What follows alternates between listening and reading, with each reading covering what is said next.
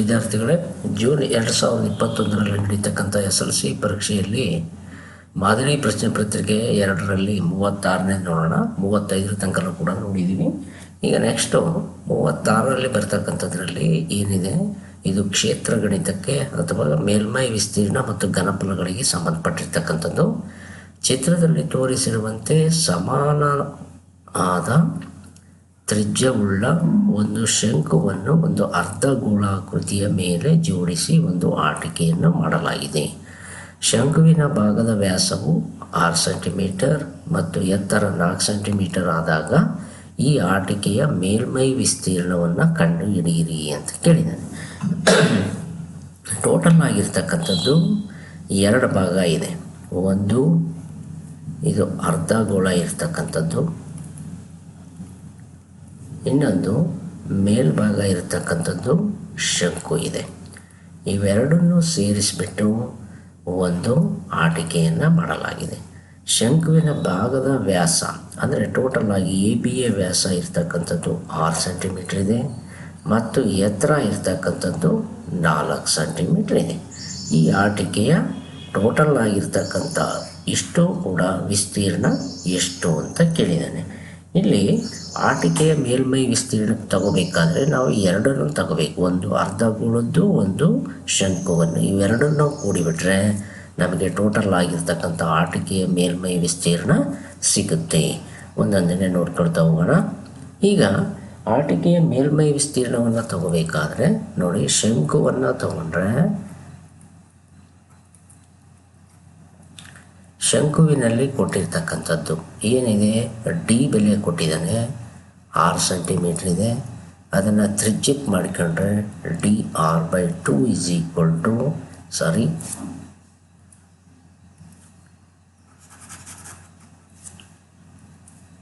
r is equal to d/2 is equal to 6/2 3 centimetre. ಹಾಗೆಯೇ H ಬೆಲೆ ಕೊಟ್ಟಿದ್ದಾನೆ 4 centimetre ಇದೆ. ಆದರೆ ನಮಗೆ ಸೂತ್ರ ಇರ್ತಕ್ಕಂಥದ್ದು ಯಾವುದ್ರದ್ದು, ಶಂಕುವಿನ ಪಾರ್ಶ್ವ ಮೇಲ್ಮೈ ವಿಸ್ತೀರ್ಣವನ್ನು ತಗೊಂಡ್ರೆ ಶಂಕುವಿನ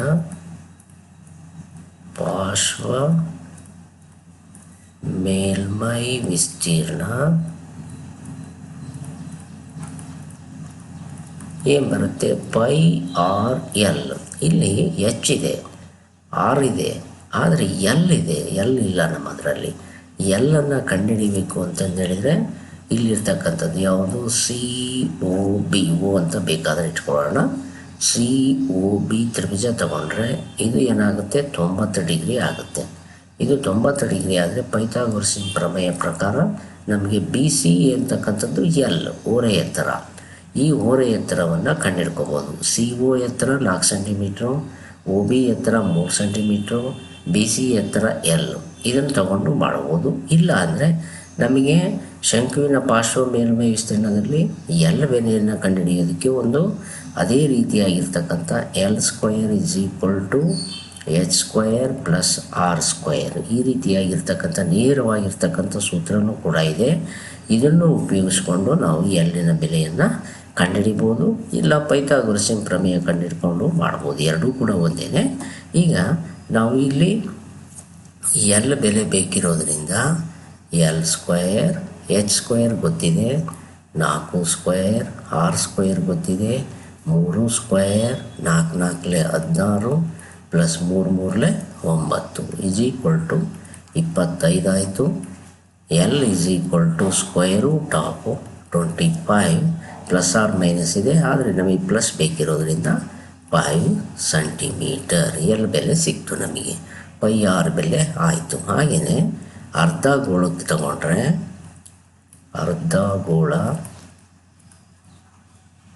ಅರ್ಧಗೋಳದಲ್ಲಿ ನಮ್ಮ ಸೂತ್ರ ಇರ್ತಕ್ಕಂಥದ್ದು 2πr². R ಬೆಲೆ ಏನೇನು ಮಾಮೂಲಿಯಾಗಿ ಇದೆ ನಮ್ಮದು 3 ಸೆಂಟಿಮೀಟರ್. ಇದಿಷ್ಟು ಕೂಡ ನಮಗೆ ಬೆಲೆಗಳು ಸಿಕ್ಕು. ಈ ಬೆಲೆಗಳನ್ನು ನಾವಿಲ್ಲಿ ಹಾಕಿಕೊಳ್ತಾ ಹೋಗೋಣ. ನಮಗೆ ಬೇಕಾಗಿರೋದು ಯಾವುದು, ಆಟಿಕೆಯ ಮೇಲ್ಮೈ ವಿಸ್ತೀರ್ಣ. ಆಟಿಕೆಯ ಮೇಲ್ಮೈ ವಿಸ್ತೀರ್ಣ is equal to ಶಂಕುವಿನ ಪಾರ್ಶ್ವ ಮೇಲ್ಮೈ ವಿಸ್ತೀರ್ಣ ಪ್ಲಸ್ ಅರ್ಧಗೋಳದ ಪಾರ್ಶ್ವ ಮೇಲ್ಮೈ ವಿಸ್ತೀರ್ಣ ಇಸ್ ಈಕ್ವಲ್ ಟು ಶಂಕುವಿನ ಪಾರ್ಶ್ವ ಮೇಲ್ಮೈ ವಿಸ್ತೀರ್ಣದ ಸೂತ್ರ ಪೈ ಆರ್ ಎಲ್. ಹಾಗೆಯೇ ಅರ್ಧಗೋಳದ್ದು ನಮಗೆ 2πr². ಅಲ್ಲಿಗೆ ನಾವೇನು ಮಾಡೋಣ, ಇಲ್ಲಿ ಪೈ ಬೆಲೆ ಇದೆ, ಆರ್ ಬೆಲೆ ಇದೆ, ಎರಡನ್ನೂ ಕೂಡ ಕಾಮನ್ ಇರೋದ್ರಿಂದ ಹೊರಗೆ ತೆಗಿಯೋಣ. ಪೈ ಆರ್, ಉಳಿದಿರ್ತಕ್ಕಂಥದ್ದು ಎಲ್, ಇಲ್ಲಿ 2r.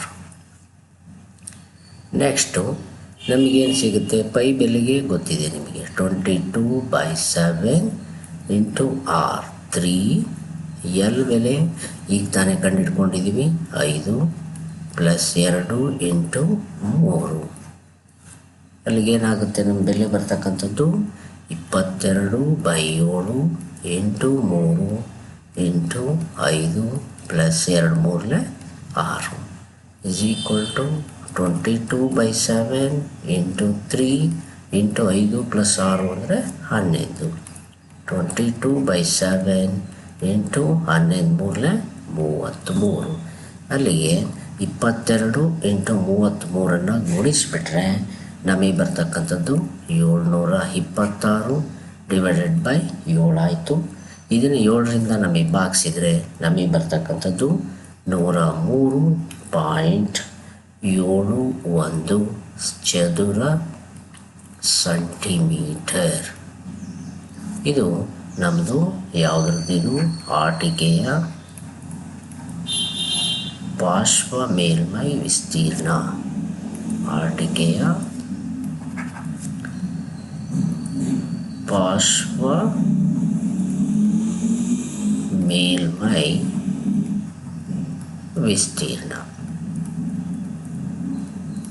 103.71 ಚದುರ ಸೆಂಟಿಮೀಟರ್. ಇದು ಮೇಲ್ಮೈ ವಿಸ್ತೀರ್ಣ ಮತ್ತು ಘನಫಲಗಳಿಗೆ ಸಂಬಂಧಪಟ್ಟಿರ್ತಕ್ಕಂಥ ಲೆಕ್ಕ ಆಗಿರ್ತಕ್ಕಂಥದ್ದು. ಇದನ್ನು ನಮಗೆ ಬೇಕಾಗಿರ್ತಕ್ಕಂಥದ್ದೇನು, ಶಂಕುವಿನ ವಿಸ್ತೀರ್ಣ ಮತ್ತು ಅರ್ಧಗೋಳದ ವಿಸ್ತೀರ್ಣ, ಇವೆರಡರ ಸೂತ್ರ ನಮಗೆ ಗೊತ್ತಿತ್ತು ಅಂದರೆ, ಹಾಗೆಯೇ ಎಲ್ ಬೆಲೆಯನ್ನು ಹೇಗೆ ಕಂಡುಹಿಡಿಯೋದು ಗೊತ್ತಿತ್ತು ಅಂತಂದು ಹೇಳಿದರೆ ಈಸಿಯಾಗಿ ಮಾಡ್ಬೋದು. ನೆಕ್ಸ್ಟ್ ಲೆಕ್ಕ ನೋಡೋಣ. ನೆಕ್ಸ್ಟ್ ಲೆಕ್ಕ 37ರಲ್ಲಿ ರಚನೆಗಳಿದೆ. ಆ ರಚನೆಗಳನ್ನು ಆಮೇಲೆ ನೋಡೋಣ.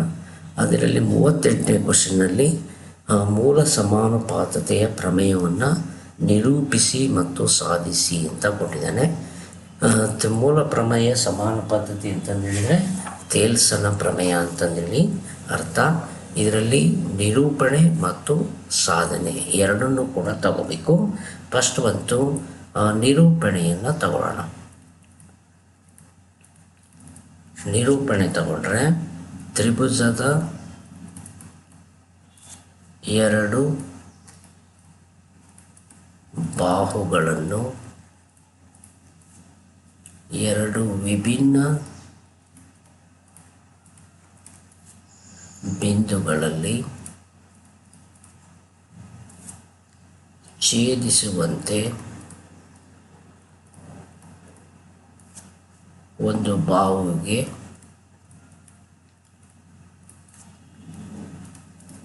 ಸಮಾನಾಂತರವಾಗಿ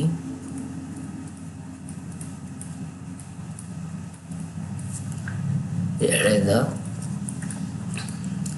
ಸರಳ ರೇಖೆಯು ಉಳಿದೆರಡು ಬಾಹುಗಳನ್ನು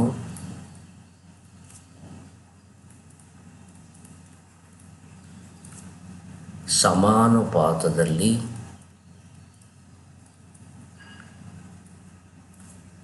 ವಿಭಾಗಿಸುತ್ತದೆ.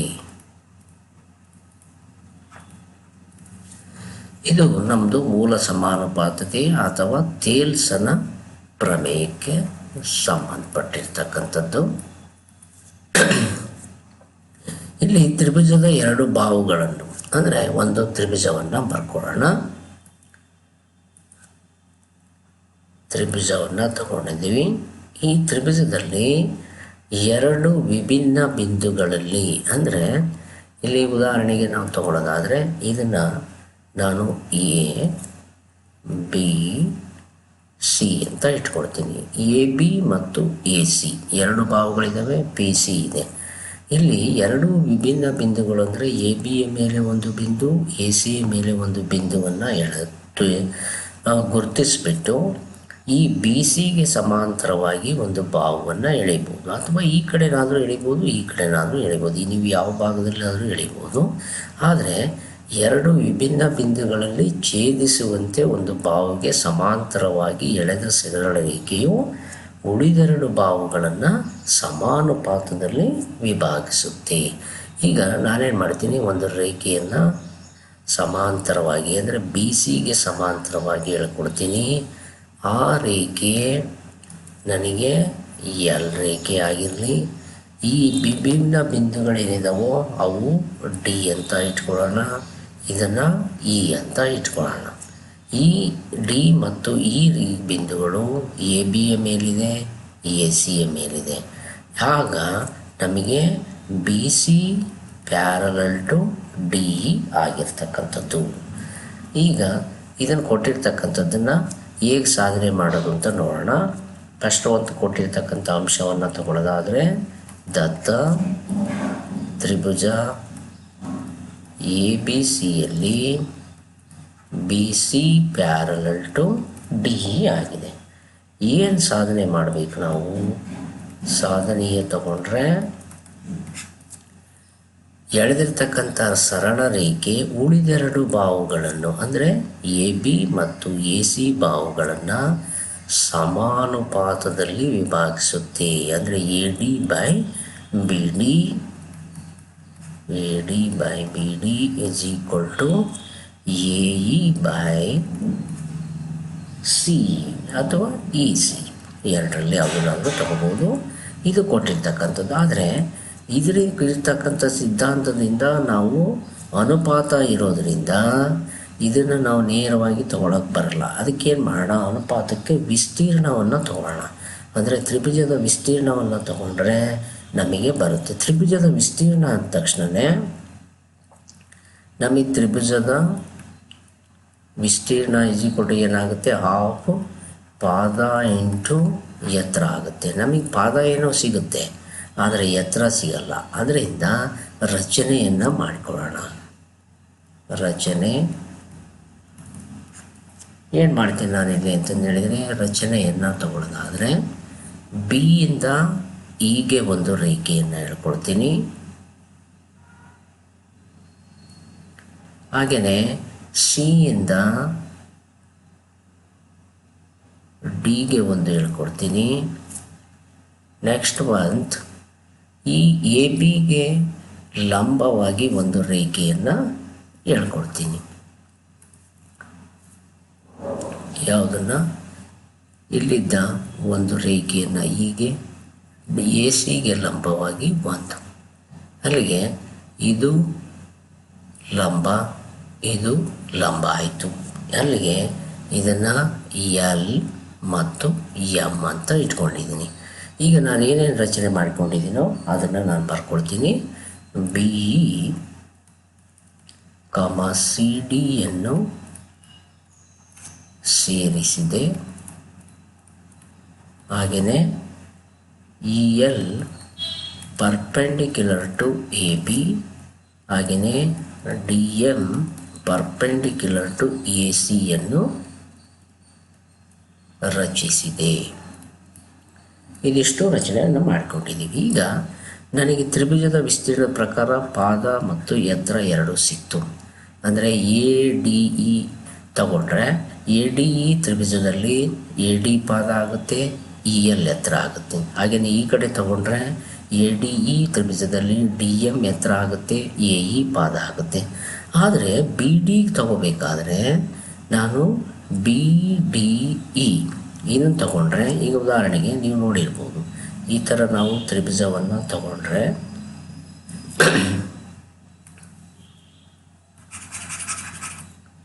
ಇನ್ನೊಂದು ತ್ರಿಭುಜವನ್ನು ನಾನು ತಗೊಳ್ತೀನಿ. ಇದರಲ್ಲಿ ನಮಗಿರ್ತಕ್ಕಂಥ ತ್ರಿಭುಜವನ್ನು ನೋಡಿದರೆ ಇಲ್ಲಿ ನಾವು ಏನು ಮಾಡಿದ್ದೀವಿ, ಇಲ್ಲಿ ತಗೊಂಡ್ರೆ ಇದು ಎತ್ತರ ಬೇಕು. ನಮಗೆ ಎತ್ತರ ತಗೊಳ್ಳೋದಾದರೆ ಅಲ್ಲಿಗೆ ಏನಾಗುತ್ತೆ, ನಮಗೆ ಬರ್ತಕ್ಕಂಥ ಎತ್ತರವನ್ನು ತಗೊಂಡ್ರೆ ಇಲ್ಲಿ ನಿಮ್ಮದು ಪಾದ ಇದೆ, ಇದು ನಮ್ಮದು ತ್ರಿಭುಜ ಇದೆ. ಇಲ್ಲಿಗೆ ನಾವು ತಗೊಳ್ಳೋದಾದರೆ ಇಲ್ಲಿಂದ ನಾವು ಏನು ಮಾಡ್ಬೋದು, ಎತ್ತರವನ್ನು ತಗೊಳ್ಳೋದಕ್ಕೆ ಬರುತ್ತೆ. ಅಂದರೆ ಎ ಬಿ ಎತ್ತರ ಇದೆ, ಎ ಬಿ ಪಾದಕ್ಕೆ ಇ ಎಲ್ ಅಂತಕ್ಕಂಥದ್ದು ಕೂಡ ನಮಗೆ ಸಿಗುತ್ತೆ. ಅದನ್ನು ನಾವು ಈ ರೀತಿಯಾಗಿ ತಗೊಳ್ಳೋದಾದರೆ, ಉದಾಹರಣೆಗೆ ನಿಮ್ಮದು ಈ ರೀತಿ ಹೊಂದಿರತಕ್ಕಂಥ ತ್ರಿಭುಜವನ್ನು ತಗೊಂಡ್ರೆ, ಇದನ್ನು ಬೇರೆ ಥರ ಬರ್ಕೊಳ್ತೀನಿ ನಾನು.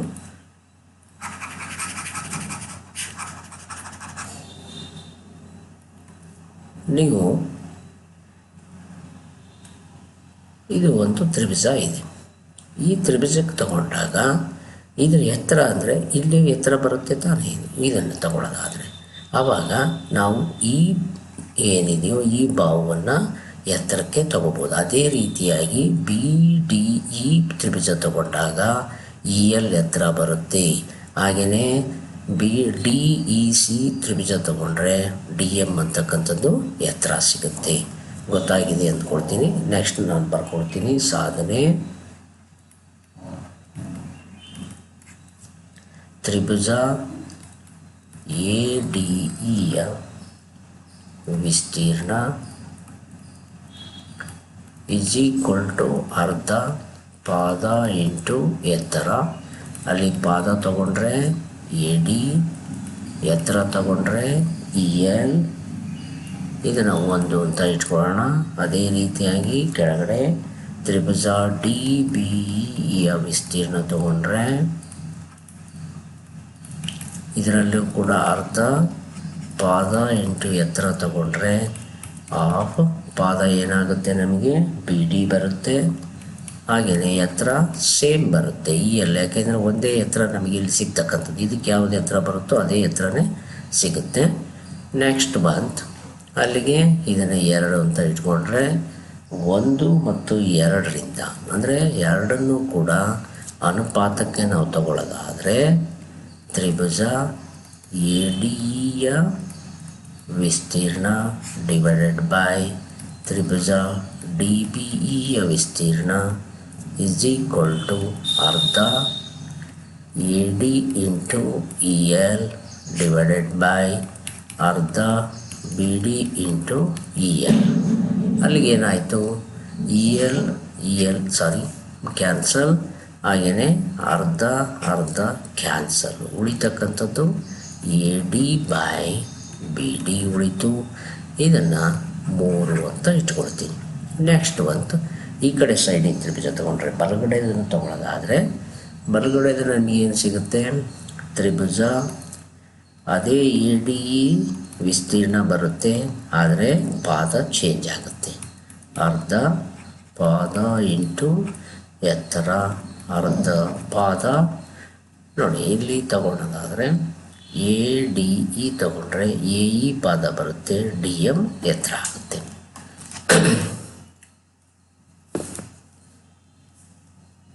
ಏನು ತಗೋಬೋದು ನಾವು ಪಾದವನ್ನು, A E into D M. ಇದನ್ನು 4 ಅಂತ ಇಟ್ಕೊಳ್ಳೋಣ. ಅದೇ ರೀತಿ ಕೆಳಗಿರ್ತಕ್ಕಂಥ ತ್ರಿಭುಜ ತಗೊಂಡ್ರೆ ಡಿ ಇ ಸಿಯ ವಿಸ್ತೀರ್ಣ = ಅರ್ಧ ಪಾದ ಇಂಟು ಎತ್ತರ ಅರ್ಧ ಪಾದವನ್ನು C E into D M. ಇದನ್ನು 5 ಅಂತ ಇಟ್ಕೊಳ್ಳೋಣ. 4 ಮತ್ತು 5ರಿಂದ ಎರಡನ್ನೂ ಅನುಪಾತ ತಗೊಳ್ಳೋದಾದರೆ ಏನು ಸಿಗುತ್ತೆ ನಮಗೆ, ತ್ರಿಭುಜ ಎ ಡಿ ಇ ಯ ವಿಸ್ತೀರ್ಣ ಡಿವೈಡೆಡ್ ಬೈ ತ್ರಿಭುಜ ಡಿ ಇ ಸಿಯ ವಿಸ್ತೀರ್ಣ = ಅರ್ಧ A E into D M divided by of C E into D M.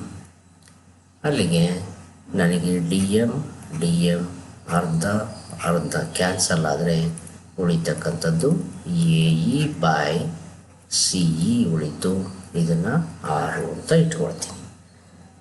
ಇದಿಷ್ಟು ಆದಮೇಲೆ ಇಲ್ಲಿ ನಮಗೆ ಮೇಲ್ಗಡೆ ಇರ್ತಕ್ಕಂಥದ್ದನ್ನು ತಗೊಳ್ಳೋದಾದರೆ ತ್ರಿಭುಜವನ್ನು ನೋಡಿ, ಡಿ ಇ ಮತ್ತು ಬಿ ಸಿ. ಇಲ್ಲಿ ಬಿ ಡಿ ಇ ತ್ರಿಭುಜ ಮತ್ತು ಸಿ ಡಿ ಇ ತ್ರಿಭುಜ, ಈ ಎರಡೂ ತ್ರಿಭುಜಗಳು ಕೂಡ ನಮಗೆ B C parallel to D E, B C ರೇಖೆಗೆ ಡಿ ಇ ರೇಖೆಯ ಸಮಾಂತರ ರೇಖೆಗಳ ನಡುವೆ ನಮಗೆ ಯಾವುದಿದೆ, ಬಿ ಡಿ ಇ ತ್ರಿಭುಜ ಮತ್ತು ಸಿ ಡಿ ಇ ತ್ರಿಭುಜ ಇದೆ. ಅದರ ಜೊತೆಗೆ ಒಂದೇ ಪಾದದ ಮೇಲೆ ನಿಂತೀನಿ, ಡಿ ಇ ಪಾದದ ಮೇಲೆ ಇದೆ. ಹಂಗಾಗಿಬಿಟ್ಟು ನಮಗೆ 9ನೇ ಕ್ಲಾಸ್ನಲ್ಲಿ ಒಂದು ಪ್ರಮೇಯವನ್ನು ಓದಿದ್ದೀವಿ. ಎರಡು ಸಮಾಂತರ ರೇಖೆಗಳ ನಡುವೆ ಒಂದೇ ಪಾದದ ಮೇಲೆ ಎರಡೂ ತ್ರಿಭುಜಗಳಿದ್ದರೆ ಅದರ ವಿಸ್ತೀರ್ಣಗಳು ಸಮನಾಗಿರುತ್ತವೆ. ಆ ಸಿದ್ಧಾಂತವನ್ನು ಇಲ್ಲಿ ಉಪಯೋಗಿಸ್ಕೊಳ್ಳೋಣ. ಏನು ಬರೀಬೋದು ನಾವು ಅಂತಂದು ಹೇಳಿದರೆ, ತ್ರಿಭುಜ ಬಿ ಡಿ ಇ ಮತ್ತು ತ್ರಿಭುಜ ಡಿ ಇ ಸಿಗಳು ಒಂದೇ ಪಾದ ಡಿ ಇ ಹಾಗೂ ಬಿ ಸಿ ಮತ್ತು ಡಿ ಇ ಸಮಾಂತರ ರೇಖೆಗಳ ನಡುವೆ ಇವೆ. ಇದರಿಂದ ಏನಾಗುತ್ತೆ, ತ್ರಿಭುಜ ಬಿ ಡಿ ಇ ಮತ್ತು ತ್ರಿಭುಜ ಡಿ ಇ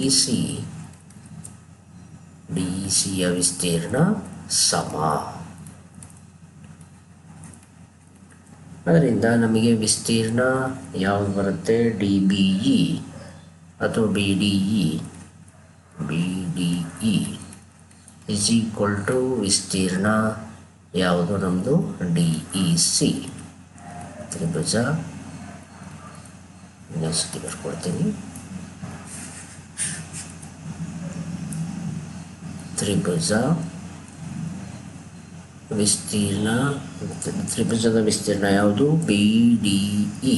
ತ್ರಿಭುಜ D B D E is equal to ತ್ರಿಭುಜ ವಿಸ್ತೀರ್ಣವನ್ನು ತಗೊಳ್ಳೋದಾದರೆ ವಿಸ್ತೀರ್ಣ ಯಾವುದು ಬರ್ತಕ್ಕಂಥದ್ದು,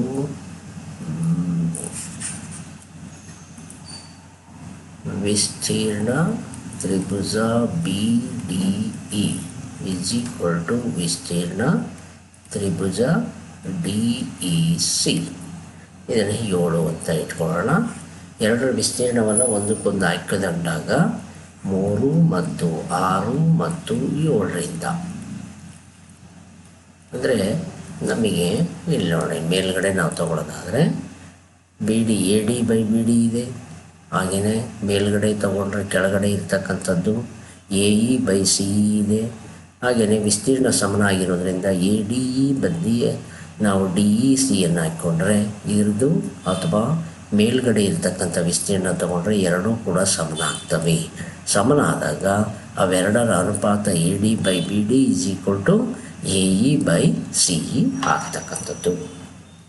3ರಿಂದ ನಾವೇನು ಬರಿಬೋದಾಗಾದರೆ A D by B D is equal to A E by C E ಆಗ್ತಕ್ಕಂಥದ್ದು. ಇದಿಷ್ಟು ಕೂಡ ನಮಗೆ ಥೇಲ್ಸನ ಪ್ರಮೇಯಕ್ಕೆ ಸಂಬಂಧಪಟ್ಟಿರ್ತಕ್ಕಂಥದ್ದು. ಇಲ್ಲಿ ನಮಗೆ ಗೊತ್ತಿರೋ ಹಾಗೆ A D E D B E ಮತ್ತು ಬಿ ಡಿ ಇ, ಈ ಬಿ ಡಿ ಇ ಬದಲಿ ಯಾವುದನ್ನಾದರೂ ನಾವು ಹಾಕ್ಕೋಬೋದು. ಡಿ ಬಿ ಇ ಇಲ್ಲಿ ಬಿ ಡಿ ಎ ಡಿ ಇದೆ, ಅಥವಾ ಡಿ ಇ ಸಿ ಇದೆ. ಇಲ್ಲಿ ನೋಡಿ, ಡಿ ಇ ಸಿ ಬದಲಿ ಎ ಡಿ ಇ ಹಾಕ್ಕೊಂಡ್ರೆ ಅಥವಾ ಬಿ ಡಿ ಇ ಹಾಕ್ಕೊಂಡ್ರೆ ಎರಡೂ ಕೂಡ ಸಮನಾಗಿ ಎ ಇ ಸಿ ಇ ಮತ್ತು A D by B D ಆಗ್ತಕ್ಕಂಥದ್ದು. ಇದಿಷ್ಟು ಕೂಡ ಥೇಲ್ಸನ ಪ್ರಮೇಯಕ್ಕೆ ಸಂಬಂಧಪಟ್ಟಿರ್ತಕ್ಕಂಥದ್ದು. ಏನಾದರೂ ಡೌಟ್ಸ್ ಇದ್ದರೆ ಕಮೆಂಟ್ ಮಾಡಿ ಅಂತ ಹೇಳ್ತಾ ಮತ್ತೊಮ್ಮೆ ನಿಮ್ಮೆಲ್ಲರಿಗೂ ಧನ್ಯವಾದಗಳು. ಹಾಗೆಯೇ ಮುಂದಿನ ವಿಡಿಯೋದಲ್ಲಿ ರಚನೆಗಳ ಬಗ್ಗೆ ತಿಳ್ಕೊಳ್ಳೋಣ.